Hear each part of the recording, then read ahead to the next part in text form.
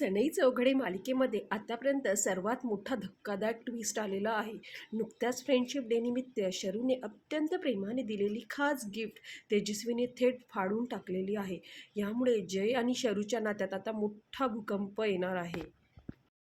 पुस्तक भेट दिले. शरूने त्यात आपल्या भावना लिहिल्या, पण हा आनंद तेजस्विनीला सहन झाला नाही.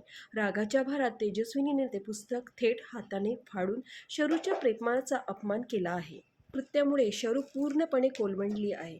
पण आता प्रश्न असा आहे की आपला जय म्हणजेच शायनर काय करणार? तुम्हाला काय वाटते?